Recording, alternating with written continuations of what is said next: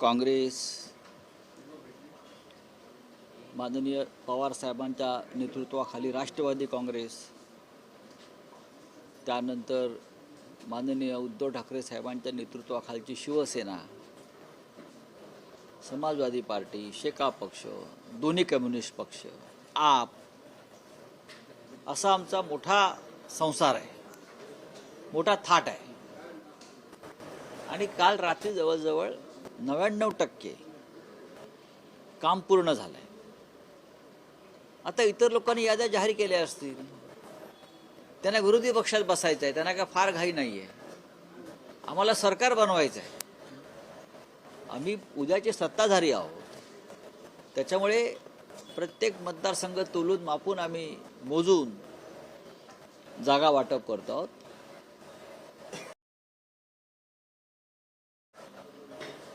येणाऱ्या सत्ताधाऱ्यांना तेवढा वेळ आम्हाला लागला. मला वाटतं की आज संध्याकाळपर्यंत पत्रकार परिषद घेऊन तिन्ही पक्षांचे प्रमुख नेते घोषणा करते. मी परत सांगतो, त्याच्यामुळे कोणी चिंता करू नये. आता आम्ही थोड्या वेळाने चर्चा करून ठरवू. मला असं वाटत नाही आता बैठकीची गरज आहे. अशा प्रकारच्या आता बैठकीची गरज नाही. काल आम्ही बराच वेळ बसलो होतो, आपण पाहिलं असेल ना.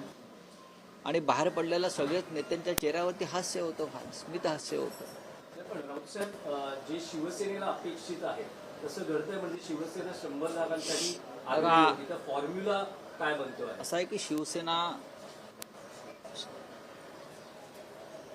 ही या मैदानातली अनुभवी खेळाडू आहे. त्याच्यामुळे शिवसेनेला सेंचुरी मारावीच लागेल ना. आणि लोकांची अपेक्षा आहे की शिवसेनेनं सेंचुरी मारावी. सेंचुरी फक्त जागा वाटपात नाही, तर विजयात सुद्धा व्यवस्थित सेंचुरी मारावी, अशा अनेक लोकांच्या अपेक्षा आहेत. शिवसेना हा महाराष्ट्राची अस्मिता, महाराष्ट्राचा स्वाभिमान जपणारा पक्ष आहे, मराठी माणसाचा पक्ष आहे, बुलंद आवाज आहे या महाराष्ट्राचा. त्याच्यामुळे लोकांची अपेक्षा, 11 कोटी जनतेची अपेक्षा आहे की शिवसेनेनं सेंचुरी मारावी. राऊत साहेब, आपण म्हणालात की महाविकास आघाडीचं सरकार येणार आहे आणि विरोधी पक्षाला महायुतीला बसायचं आहे, त्यामुळे त्यांच्याकडून लवकर याद्या आल्या. तुम्हाला वेळ लागतो कारण सरकार तुमचं आहे. आम्हाला सत्ता स्थापन करायची आहे. येस, पण त्या सत्ता स्थापनेचं नेतृत्व कोण करणार यावर असं आहे की आज संध्याकाळी याद्या जाहीर होऊ द्या, जागावाटप पूर्ण झालं, निवडणुका होतील, 23 तारखेला निकाल लागतील. आणि 23 तारखेला जेव्हा निकाल लागत असतील तेव्हा बरोबर 10:30 वाजता मी तुम्हाला सांगेन त्या मुहूर्तावर की नेतृत्व कोण करणार. याद्या जरी जाहीर झाल्या नसल्या तरी एबी फॉर्म गेलेले आहेत. हो, तिन्ही पक्षांनी याद्या हा एक फॉर्मॅलिटी असते. याद्या जाहीर झाल्या, अमुक झाल्या, आम्हाला माहिती आहे काय करायचं ते. जेव्हा जाहीर करायला म्हणजे जे कन्फर्म उमेदवार आहे अशांची नावं जाहीर करायला का विलंब होतो? नाही, शिवसेनेची परंपराच नाही आहे की आम्ही उमेदवारांच्या याद्या नावं टाकून वगैरे. आमच्याकडे सुद्धा अनेक वर्ष आम्ही एबी फॉर्म देतो, त्यानुसार त्या ठिकाणी आता लोक अर्ज भरायला गेलेले आहेत, ते जातील. आणि कोणी अर्ज भरलेत हे तुम्हाला कळेल. उद्यापासून सामनामध्ये त्या संदर्भातली माहिती यायला सुरुवात होईल. बंडखोरी होईल अशी दाट शक्यता आहे. अजिबात नाही. नावं घोषित करायला चालढकल केली जाते. हे पहा की बंडखोरी होईल याची भीती कशाला. ज्यांना उमेदवार देऊन निवडून आणले ते सोडून गेले, ज्यांना वर्षानुवर्ष उमेदवारी दिला, मंत्रिपदं दिली, रंकाचे राव केले, ते रावसाहेब सगळे सोडून गेले ना. त्याच्यामुळे बंडखोरीची भीती आम्हाला काय. पण इच्छुकांची संख्या खूप वाढली. इच्छुकाची संख्या सगळ्यात जास्त आमच्याकडे आहे, याचा अर्थ आम्ही सत्तेवर येतो. जिथे इच्छुकांची संख्या जास्त असते तिथे तो ट्रेंड ज्याला म्हणतो आपण, हा एक वेगळा लोकमताचा शेअर बाजार आहे. तो ट्रेंड आमच्या बाजूने आहे पूर्णपणे. आणि आम्ही सत्तेवरती असल्यामुळे लोकांची येण्याची आमच्याकडे इन्कमिंग. आता आज 12:30 वाजता श्रीगोंद्याच्या नगर जिल्ह्यातलं एक प्रमुख नेतृत्व, राजेंद्र दादा नागवडे, अनुराधाताई नागवडे, हे त्यांच्या हजारो कार्यकर्ते, पदाधिकारी यांच्यासह शिवसेनेमध्ये प्रवेश करत आहेत. जे अजित पवार राष्ट्रवादी काँग्रेसचे राज्याचे उपाध्यक्ष आहेत, महिला मोर्चाचे अध्यक्ष आहेत, त्या प्रवेश करतात. त्यानंतर आजच कोल्हापूरचे KP पाटील प्रवेश करतात शिवसेनेमध्ये. असे उद्या सकाळी धुळ्यातून अनिल अण्णा गोटे प्रवेश करतात शिवसेनेमध्ये. उद्या अनिल अण्णा गोट्यांचा प्रवेश आहे आणि ही इन्कमिंग सुरूच आहे. याचाच अर्थ की शिवसेना आणि संपूर्ण महाविकास आघाडी ही या राज्यामध्ये मजबूत स्थितीमध्ये आहे. दुसरीकडे दोन पक्षांच्या याद्या काल जाहीर झाल्या. मनसेमध्ये अमित ठाकरे हे उभे राहणार आहेत. त्याशिवाय शिंदे गटाने सुद्धा त्याच मतदारसंघामध्ये सदा सरवणकरांना उमेदवारी दिली आहे. असं वाटत होतं काहीतरी कॉम्प्रोमाइज होईल, पण तिथं मी कसं काय सांगू तुम्हाला? शिवसेनेची भूमिका काय आहे? शिवसेना समोर उमेदवार देणार का? वरळीमध्ये उमेदवार आलेला आहे त्यांचा, हो, वरळीमध्ये संदीप देशपांडे. बरोबर ना? हो. त्यांचा एक राजकीय पक्ष आहे आणि प्रत्येक राजकीय पक्षाला समाजवादी पार्टीसुद्धा उमेदवार देतं. त्यानंतर वंचितचे उमेदवार देतात. भारतीय जनता पक्षाला मदत करण्यासाठी जे काही फोर्सेस निर्माण झालेले आहेत त्या महाराष्ट्रामध्ये, बरं का, ते प्रत्येकजण जास्तीत जास्त उमेदवार द्यायचा प्रयत्न करतील. लोकशाहीमध्ये प्रत्येकाला निवडणूक लढण्याचा अधिकार आहे आणि अनेकदा वर्षानुवर्ष निवडणुका लढवून सुद्धा यश प्राप्त होत नाही अनेक पक्षांना. ते पक्षसुद्धा निवडणूक लढण्याचं थांबत नाहीत. म्हणून निवडणूक त्यांनी लढू नये असं आम्ही कधी म्हणणार नाही. जर दादर मतदारसंघामध्ये आमच्याच परिवारातले अमित ठाकरे निवडणुकीला उभे असतील तर तरुणांचं राजकारणामध्ये स्वागत करावं ही आमची परंपरा आणि संस्कृती आहे.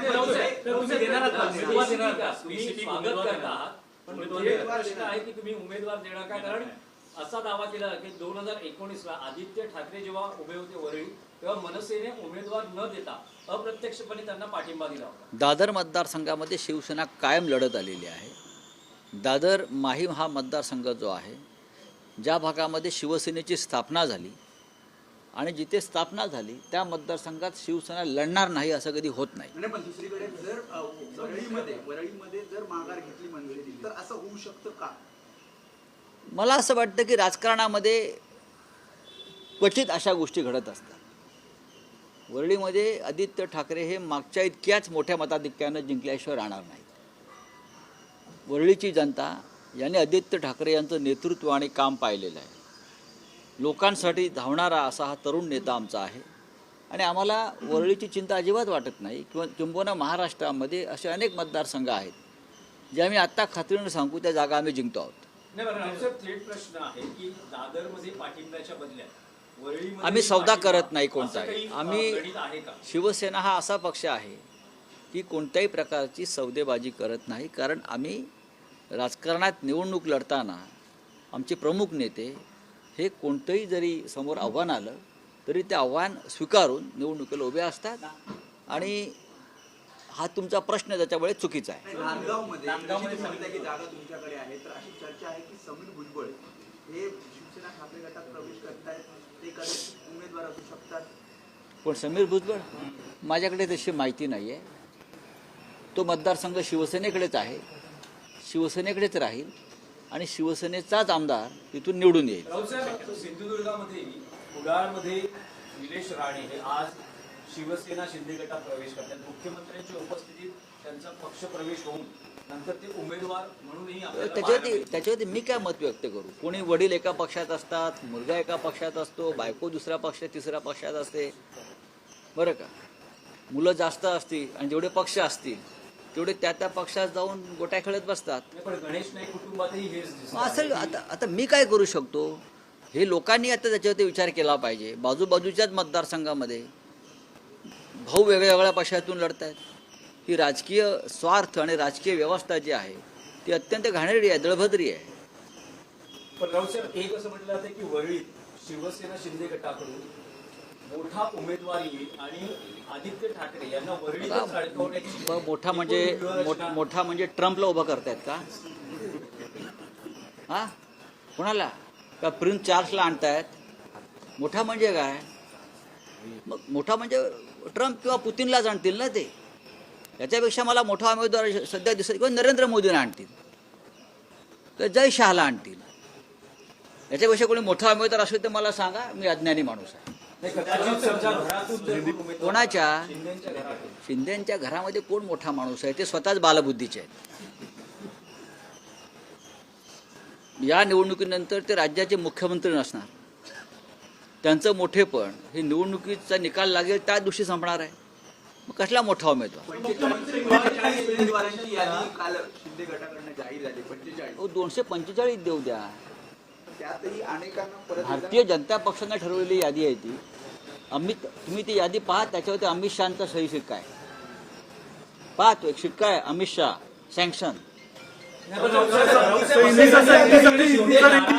ज्या प्रमाणात जागा मिळत आहेत ती त्यांची अपेक्षा होती ती पूर्ण होणार नाही असं दिसतंय. त्यामुळे शिंदे नाराज आहे. त्याला मी काय करू? शिंदे नाराज आहेत ते.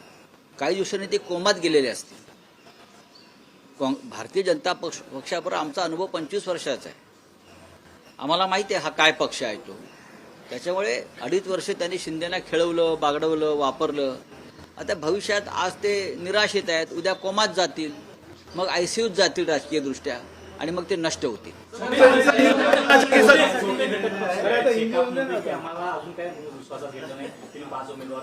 कोणी?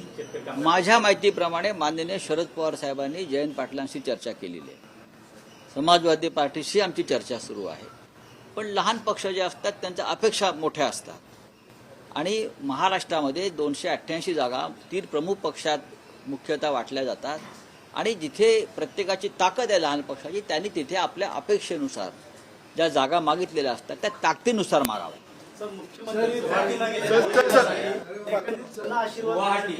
बघा, कालपासून महाराष्ट्राच्या स्वप्नामध्ये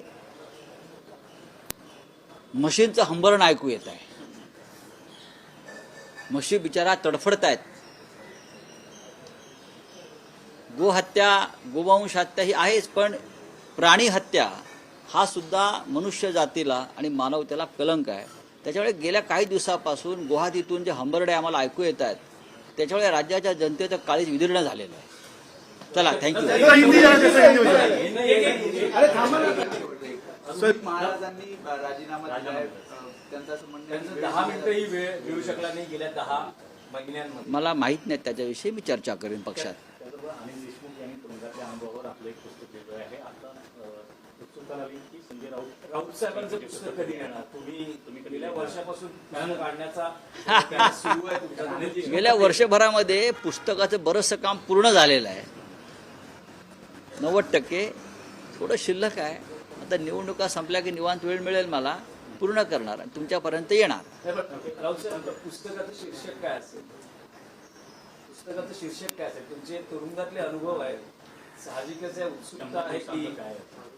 कारण अनिल देशमुख हे सरकार कसं पडलं याविषयीचं कथन त्रास दिलेला आहे ते तुमचं आहे तुरुंगातले अनुभव. त्यांचं पुस्तक मी पाहिलंय, वाचलंय. त्यांचे अनुभव आणि माझे अनुभव याच्यात फरक आहे. ते या राज्याचे गृहमंत्री होते आणि मी या राज्यातल्या एका प्रमुख पक्षाचा नेता म्हणून काम करत असताना, दिल्लीतल्या हुकुमशाहीशी लढत असताना, ती हुकुमशाहीला मी विरोध केल्यामुळे मला अटक झाली. प्रत्येकाचे अनुभव आणि प्रत्येकाचे विचार वेगळे असतात. पण त्यांचं पुस्तक वाचलं, अप्रतिम पुस्तक आहे. डायरी बाय होम मिनिस्टर त्या पुस्तकाचं नाव आहे. बरं, माझ्या पुस्तकाचं नाव आहे नरकातला स्वर्ग. बघू. सर हिंदी हिंदी में जानना चाहेंगे, शिंदे गुट की ओर से जो है 45 उम्मीदवारों की सूची जारी कर दी गई है. महाविकास आघाड़ी में कब तक जो है सीट शेयरिंग का फॉर्मूला सामने आ जाएगा? महाविकास आघाड़ी का सीट शेयरिंग का कोई फॉर्मूला नहीं है. महाविकास आघाड़ी की जो लिस्ट है वो इसलिए डेट होगी कि हम सत्ता बनाने जा रहे हैं, हम सत्ता पर कब्जा करने जा रहे हैं. बाकी लोग तो अपोजिशन में बैठने वाले हैं खिचड़ी पकाकर. हम सत्ता में बैठेंगे तो हमें बहुत सोच समझकर हमारा उम्मीदवारों का और चुनाव क्षेत्र का चयन करना पड़ेगा. आज 4 बजे तक हमारी पूरी लिस्ट जारी हो जाएगी. काम कल रात को लगभग पूरा हो गया है और हमारे में कोई मतभेद नहीं है, कोई भेद नहीं है, कोई मनभेद नहीं है. सब कुछ ठीक ठाक हो रहा है. सर, कल सूची जारी हुई और आज जो है मुख्यमंत्री कामाख्या देवी के दर्शन के लिए गए. अरे भाई, वो जाकर वहाँ भैंस काट रहे भाई, रेड़ा बफेलो. तो हम रात को हमें नींद खुल गई, वहाँ से वो आक्रोश सब जानवरों का यहाँ महाराष्ट्र तक पहुँच गया है. ये इतनी भी प्राणी हत्या ठीक नहीं है अपने स्वार्थ के लिए। मानवता का कोई धर्म है क्या? नहीं। अरे जाकर वहाँ जाते हैं भगवान के नाम पर और पशु हत्या करते हैं। ये कौन सी चीज़ें चल रही है इस देश में? और मुख्यमंत्री जाकर करता। एक इतने बड़े मुख्यमंत्री जहाँ महात्मा फुले, डॉक्टर बाबा साहेब आम्बेडकर, प्रबोधनकार ठाकरे जैसे लोग पैदा हो गए जिसने अंधश्रद्धा के विरोध में अपना आंदोलन चलाया था, इस महाराष्ट्र में इस राज्य का मुख्यमंत्री जाकर वहाँ पशु हत्या बलि चढ़ाता है। सर, एक आखिरी सवाल, हिंडनबर्ग मामले में जो सभी चीफ है उनको क्लीन चिट दे दी गई है सरकार की ओर से, जो है करोड़ों रुपए। देखो, ये सरकार एक दिन दाऊद इब्राहिम को भी क्लीन चिट देगी। चुनाव में उनकी मदद लेंगे, जैसे राम रहीम हो और भी लोग हैं। अब यही छोटा शकील, दाऊद इब्राहिम, हाँ, बहुत से नाम है जिनको ये लोग क्लीन चिट दे सकते हैं। प्रिंटेड है, सिर्फ नाम डालते हैं। To whomsoever you may concern, वो रहता है, नाम डालते हैं, पीएमओ ऑफिस का ठप्पा मार देते हैं, क्लीन चिट सर्टिफाइड कर देंगे। वो कुछ नहीं, वो कुछ भी कर सकते। महाराष्ट्र में देखो, कल सचिन वाजे को जमानत मिल गई। उनके ऊपर भरोसा मत रखो। चलिए, थैंक यू वेरी मच। एक हिंदी में सवाल है, महाविकास आघाड़ी में सीट बंटवारे को लेकर जो अटकलें लगाई जा रही है, क्या शिवसेना यूपीटी इस बार सीट शेयरिंग में 100 का आंकड़ा पार करेगी या क्या होगा? समीकरण क्या होगा? देश हमेशा ये चाहता है कि शिवसेना सेंचुरी पार करे, सेंचुरी लगाए, और हमारे में सेंचुरी लगाने का दम है। अब लगाएंगे। मुंबई में क्रिकेट बहुत अच्छा खेला जाता है और देखा जाता है, और सेंचुरी को बहुत